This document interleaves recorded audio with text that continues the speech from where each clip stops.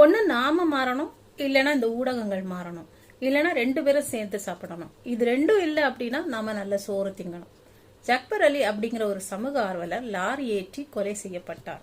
இவர் எதுக்காக லாரி ஏற்றி கொலை செய்யப்பட்டார் அப்படின்னு நிறைய மக்களுக்கு தெரியாது. ஊடகங்கள் எல்லாம் இதுல வெளிக்கொண்டு வரவே இல்லை.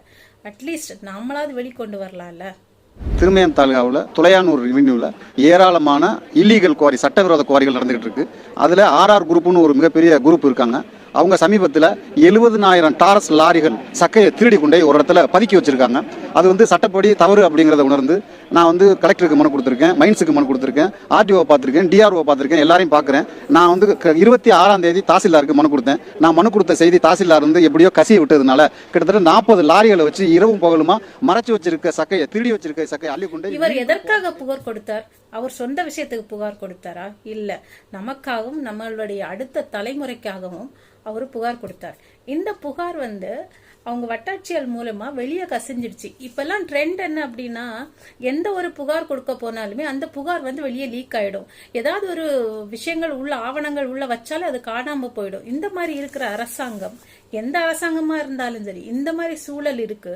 அப்படி அவர் பிராது கொடுத்தது வெளியே தெரிஞ்சதுனால அவரை கொலை பண்ணிருக்கிறாங்க. லாரி டிரைவர் என்ன வாக்குமூலம் கொடுத்திருக்கிறாரு? ஒரு முறை லாரியை ஏற்றினேன், அவர் செத்து விடவில்லை என்று நிர்ணயம் பண்ணியவுடன் மறுபடியும் அவர் மீது லாரி ஏற்றி கொண்டேன் அப்படின்னு அவரை கைது பண்ணிருக்கிறாங்க.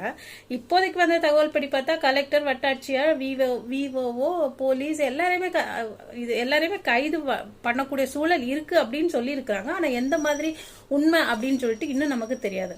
இங்க நாம என்ன மாதிரி ஒரு சமுதாயத்துல வாழ்ந்துட்டு இருக்கோம் அப்படின்னா, எவன் எக்கைடு கட்டு போனா என்ன, நான் வாழ்ந்தா போதும் அப்படின்னு சொல்லி நினைக்கிறோம்.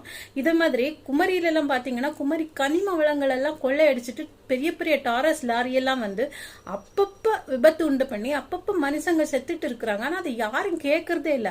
அங்கேயுமே ஒரு மினிஸ்டர் இருக்கிறாரு, அவரு எம்பி இருக்கிறாரு, அவர் எங்க எம்பிட்டு இருக்கிறாருன்னே தெரியாது. இந்த மாதிரி சூழல்ல இருக்கிறோம். தயவு செஞ்சு நம்ம கண்ணு முன்னாடி நடக்கிற அநீதி அக்கிரமங்களா நீங்க உங்களால பேச முடியல, மத்தவங்களுக்கு பகிர முடியலன்னா ஒரு சின்ன தகவலா உங்களுடைய முகநூல் பதிவுல பதிவு பண்ணுங்க. அப்பதான் எல்லா மக்களுக்கும் தெரிய வரும்.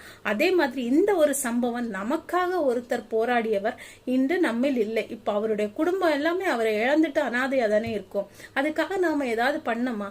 அட்லீஸ்ட் இந்த மாதிரி விஷயத்துக்கு, இந்த சம்பவம் பண்ணின அத்தனை பேரையும் கைது பண்ணுவதற்காகவாவது நம்ம குரல் கொடுத்து ஒரு நல்ல சமுதாயத்தை உருவாக்குவோமா?